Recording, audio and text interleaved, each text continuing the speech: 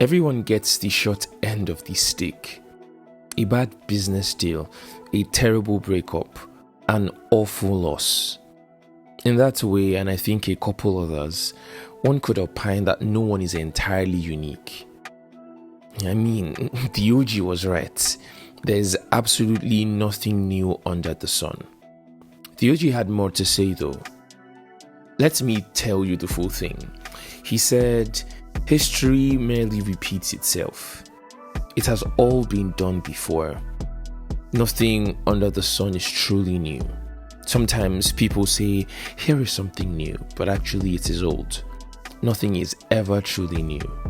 We don't remember what happened in the past, and in future generations, no one will remember what we are doing now. Or something like that. I don't think this thought has been debunked. So if it's true, why does there seem to be a sparsity of wise, caring, emotionally intelligent, properly groomed, discerning patriarchs? You're welcome to the glide. Today we'll be exploring the seeming paucity in male mentoring. Have great men unanimously decided to die with their wisdom? Let's unpack the thoughts. So, hello, PT, how are you doing? I'm doing good. Do you mind introducing yourself for people living under your rock? Wow. My name is Tululokboy Olutopo. I'm a pastor, a father, a husband, a brother, uncle. I think that does it, right? Yeah, that does. Cool. You also didn't say that he's an author as well, and yes, social media guru, and a couple of things. But it's fine. We can all be modest. It's okay. So straight to the point. Okay. I'm of the school of thought, or I think that on a general level, guys are just failing. So this popular scientist, I don't know whether to call his name or not, but this is how he puts it. We see a patriarchy, but what it actually is just the manifestation of hyper successful men amongst many failing people. So it's like if there are two groups of people now, there's men, there's women, 100 each. You probably have like two properly great men that are shadowing everybody else. But on the other side, you have like maybe 50, 60 women that are doing well averagely, and like, so it's now like, oh, there's a patriarchy. Men are the ones that are bossing and things like that. But like, grand scheme of things, we are failing. So what do you think about that? Okay. When it comes to statistics, and research and others, I don't have data, so I can't deny or agree. But what I can say is this: generally, there is high expectation placed on men for sure in the society. So it's a case where it's like when you give two different people, different benchmarks. So generally, it's like permit this example, but let's say different courses for JAMB, for Nigerian audience. Yeah. So JAMB is the exam you write to get into the university. And now there are different cutoff scores for different courses. So for a course like medicine, law, you're doing like 270 thereabouts. A course like maybe sociology. Sorry to say sociology. This is not a shot at you. Sociology. Maybe the cutoff is about 180, 190. You can see the difference. Yeah. Now, two different people sitting for the exam. Now, someone scores a 230, and someone scores a 200. Now the 230 is going for medicine, but it's not qualified, and the 200 is going for sociology and it's overqualified. So now you would see the person for medicine as a failure, whereas and at the end of the day, the person actually did much better. So I can't say, oh, okay, and I try not to enter all this feminist kind of argument of women are doing well, but generally I know that there's high expectation placed on men in the society where there's an expectation to, and even the situation is a bit different. Maybe now women are expected to even also go for the big careers and make the name and everything. But before now, it wasn't so much like that. you can just go to school and after school just want to marry and that's okay, but now it's different. So, but for the guy, it's different. You don't leave school and the next thing you're thinking about is marriage. Thinking of, getting a good job, making money, being comfortable enough to take care of a home. So now if you use that basis to compare, then it's right to say, okay, maybe a lot of men are not doing that great, are not doing as great as you think. Not because they're not trying, not because they're not pushing, but compared to the expectation that the society has placed on them, then maybe they're not doing as good. But the truth is, there are many men doing really well. At the same time, there are also a lot of men that are struggling. So it's probably 50-50. Yeah. and that's it's like such a great segue, because the fact that there are men doing well, I now find that problematic. Right? So if they're actually men doing well, then why are you not sharing? Why are you not giving up? So there's this thing about community, especially like in the female, like, I don't know, in female world or setup, right? It's very easy to hang or to climb the shoulders of the greats or something. Like there seems to be, community is a thing when it comes to women. I don't know what it is like, or I'm trying to put a finger on it, but it doesn't seem to translate to men. So I know I could give a shout out to GHP, Jackie Hill Perry, that Glory conference and things, and like women just come for days and then they learn different things. I see some stuff going on now, but like it's very recent and structurally too. I don't know how well it's going, because like it seems like men don't turn up to be taught or turn up to learn. I don't know. It feels like men would turn up to play but not to learn, and it's like, how do you go about that? Yes, I think like you've stated, when we look around us, we have more events centered around training women, mentoring women. There are more women empowerment platforms and forums, and there are very few for guys. So yes, I think it's something we can all agree with. There's higher probability that you see more events targeted at women than you see more events, more books, more like I read a lot, and looking back, I can only think of one book in the last how old am I? In the last probably more than 10 years. In the probably last 12 years, that is focused on Just Guy. And it's a book by T.D. Jakes titled Emotions. That's as far back. Of course, there's many books that is gender neutral. Well, let me write a book for men. Maybe I've not come to search for so many, but to think of it, I can think of only that Emotions. But when it comes to book for women, come on, it's plenty. So yes, absolutely. So now there's another thing. Do you now think that the guys that are doing good haven't positioned well enough to be seen as, I can help you? I don't think that is the case. Okay. I don't think that is the case.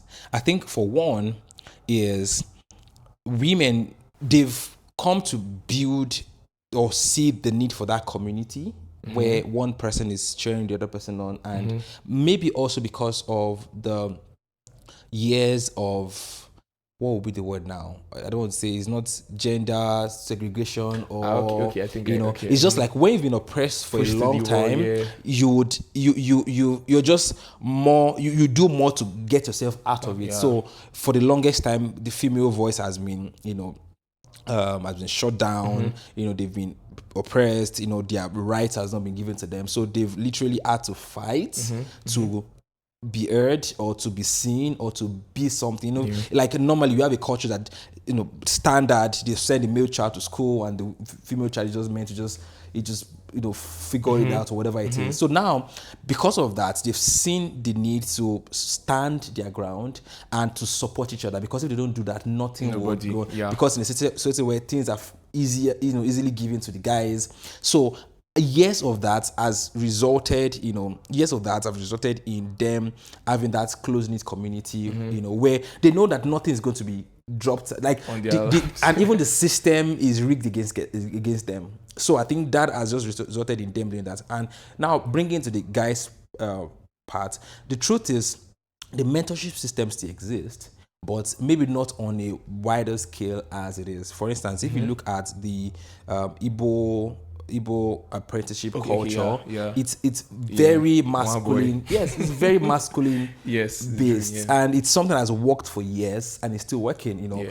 but it is localized only in that space, and you see that if you look at an average Igbo person, they're thriving because of it. So one thing we can all agree is there's need for community, there's need for mentorship, but it's just not as widely pronounced as it should be, And also maybe there's also that ego part on the guy, not because there's nobody that can mentor or teach you or guide you, but we take pride in you doing it by yourself and become it by yourself. Oh, how did you get your business Self-made. floating? Oh my God, I put in the work and I did it. So the ego part of us also, draws back from asking for help, asking for mentorship, asking for partnership. You rather suffer, and also we take pride in that sweating and something that you could have done 2 years. You now rather do 10 years because just to say I did it by myself, So I think that's another thing that's contributed to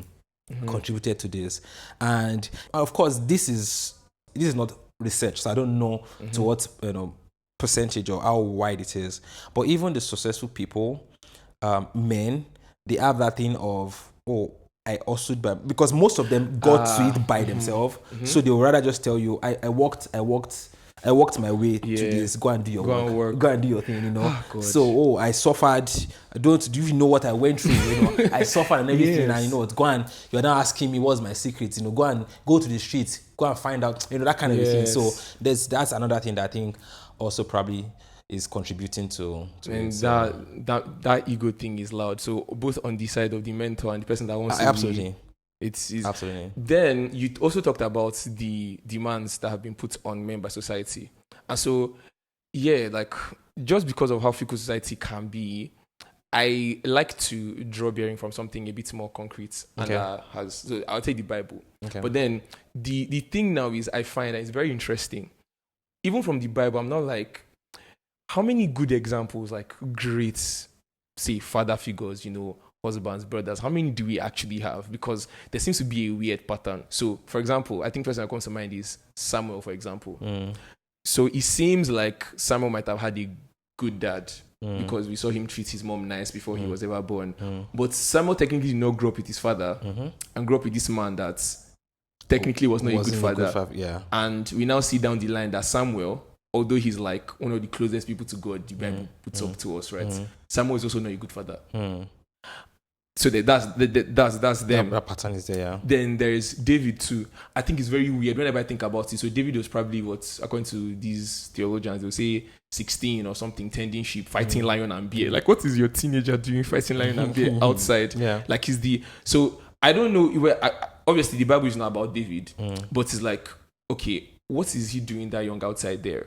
Like, there seemed to be some kind of neglect or something. Even if you ignore that part, the mere fact that someone came to your house, asked to anoint your children, and you refuse to bring one of them out, is already showing neglect on the part of the father, that you don't consider one of them worth it. So and then there's now, I think this is the most interesting one now. So we always hear Solomon as the Oga babe. Yeah. Apparently David had many concubines. Yes. He never just. So now we see people that are, at least in my perspective, people that are closely knit to what you call the author and finisher of everything. So they are close enough to God, but they still seem to not grasp what it is like to be, quote unquote, the ideal man. Or so there's society that obviously will keep changing what a great man looks like. It will keep changing. But even from the Bible, it's how can you be that close and still be clueless? Because I don't know. There's proof that Solomon could have ended up with only one wife. Maybe if he saw his dad do so, but his dad already had. No. So I don't know. I don't think you can entirely blame Solomon's dad, because if you read the Proverbs, then you clearly see that the warnings were there. Solomon wrote Proverbs, right? Yeah. So you see from chapter 1, chapter 3, chapter 5, chapter 7, my son, avoid this woman, don't go down that path, So it's not a case of I made a mistake, don't make the mistake, The instructions, the warning, they were very loud. So which goes back to even sometimes mentorship is not the start and the finish, because the mentee still has the right to also, but of course doesn't change the fact that it's important, Yeah.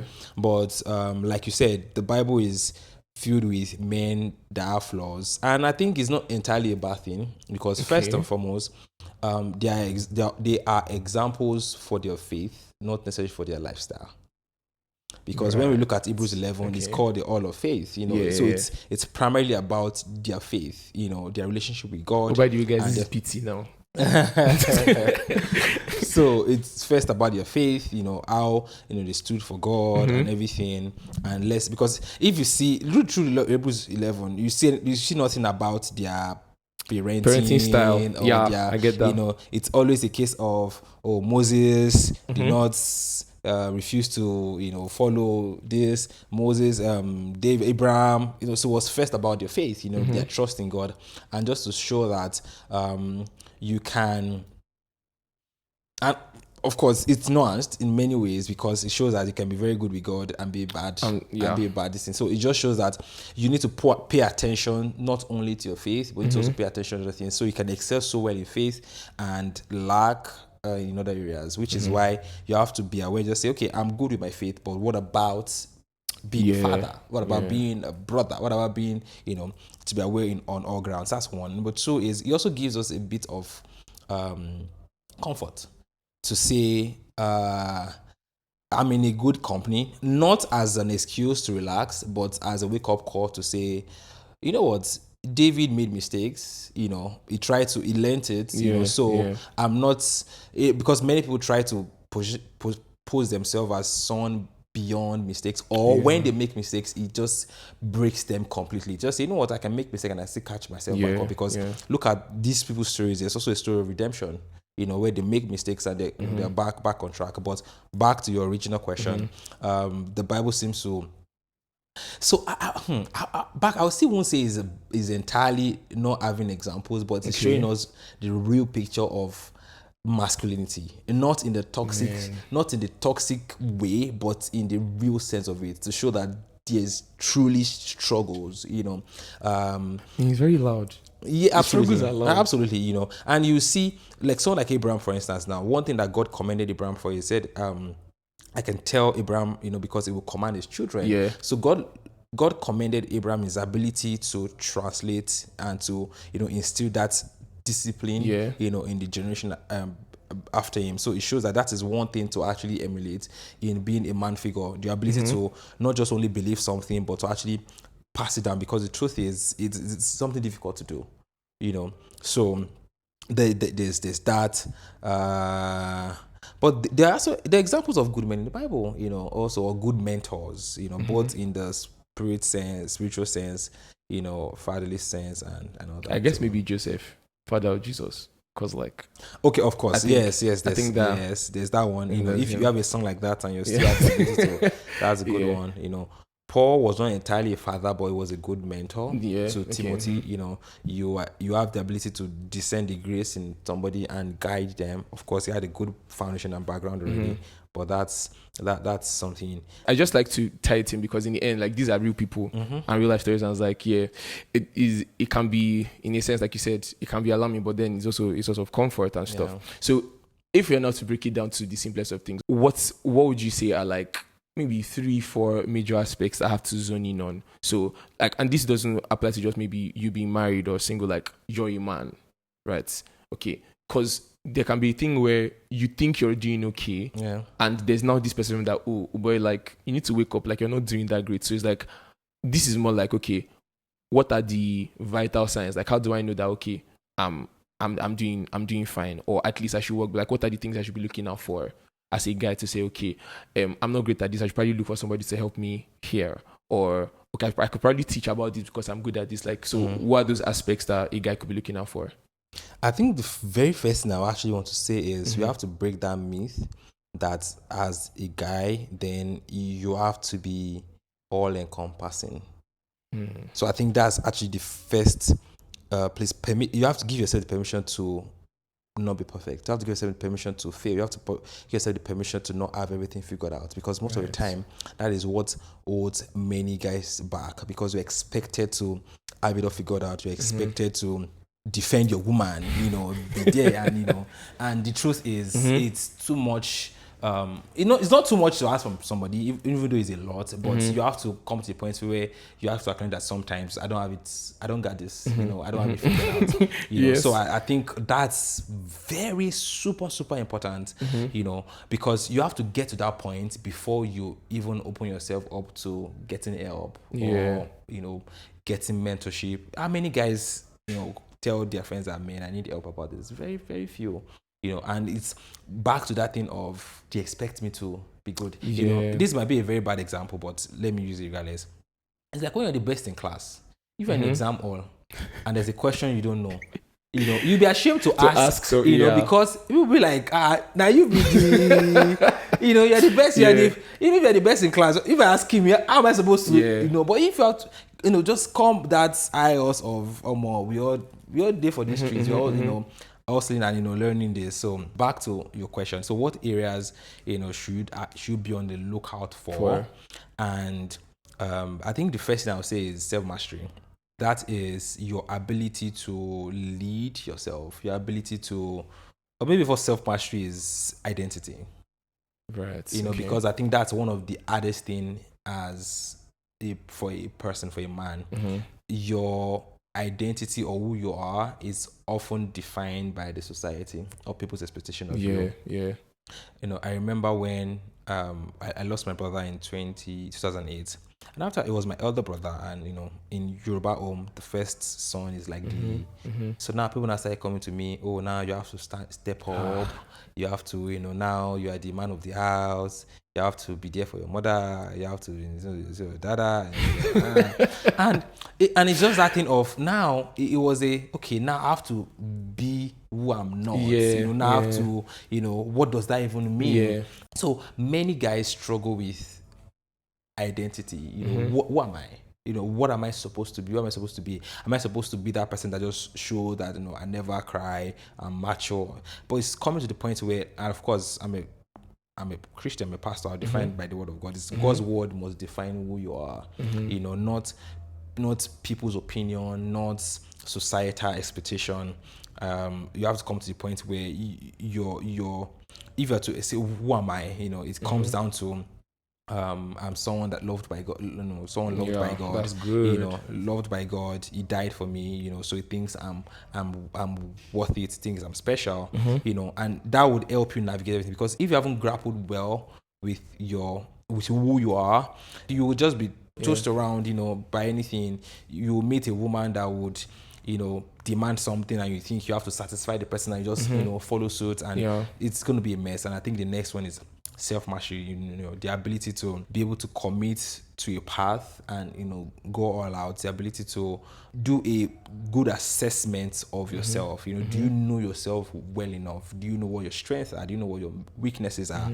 I know that everybody expects us to just follow one road, but like, see, these are the things I excel at, these are the things I think I'm struggling with this. You have that good assessment of yourself. So I think that's, I don't know how I answer your question. Yeah, I think I like that you even simplified it to just two things. So it's easier to remember: identity and self-mastery. Okay, so then final question. Okay. For the people in position to mentor, and I think personally this is where me have beef, because if it just feels like nobody's arms open, hey, come, I can help you. Because then again, like you'd say, there's the ego thing, go and learn by yourself. Are you know, man? Or there's the, am I sure I even know enough to even, and so everybody's doing their own thing quietly and stuff. But I think that's the major difference, is like night and day between a guy group or community and a girl group or community, where somebody that's figured just one thing out as a baby just makes a whole conference over just one thing, for example, and then everybody's hopping on. So you can see that this is a human being as well, struggling with some things. You can relate. There's that vulnerability, but it's like for the guys, like it's neither here nor there. So what's your advice to people in position to mentor? So I think first is I want to cut the people in position to mentor a bit of slack because Okay. I haven't been there myself. Maybe not for long. You realize that people don't want to be mentored. Because the truth is, education is not only active. You can be around somebody and learn without them having to say a single anything. word. Yeah. So the bulk is on you to want to learn. So all mentors need to do sometimes is Just exist. Just be there. yes, and open their space enough for people to be in. I've seen many people just say, PT, I want you to mentor me. I'm like, okay, sure. I'm like, am I going to also chase you and pursue you? I don't know who made it. There's a popular quote on mentorship, that I've seen further by being able to lean on the shoulders of those that have gone ahead of me. Okay. See, it's you having that sense of there's something that I don't know, there's something I need to learn that would make you, humble yourself to go that length to observe that. So maybe mentors can do better job by opening up, which I think many people are actually doing now. There are many male figure, talking, leading, teaching. There are quite a lot of people, doing that now. So yes, first is, cutting the mentor some slack, because the truth is, let's also be honest, we've seen quite a number of things where, I want to mentor you, then they see as, you just want to control me, you just want to, just want to use me, because, and it still goes back to the thing also with that ego of, don't worry, I can do this, by myself. So another thing I would say is, without necessarily coming in a formal agreement or arrangement of knowledge transference, is the more we're vocal about the struggles, then it begins to demystify all the wrong ideologies around around masculinity. By the time you share, by the time you share your struggles, oh my God, and this thing happened to me and I cried, it lets other people know that, okay, you know what, to give them the permission to also cry, oh, this thing happened, I failed, and I didn't have it figured out, let them know that, this is okay. So I think mentors should be more vocal to share their stories, to share their journeys, without necessarily, you don't need a formal class for that. You don't need a formal arrangement for that. Just merely putting that out. And so I think that's one thing that would make a lot of difference. Man, I feel like my beef has ended. It actually got to me. The seeming loneliness on the journey to being a good and proper man. But guys, PT just threw a whole constellation at us. Oh boy, see lights. I hope you get it now. From where I'm sitting, it's pretty clear. The journey will be horrendous and steep with challenges, but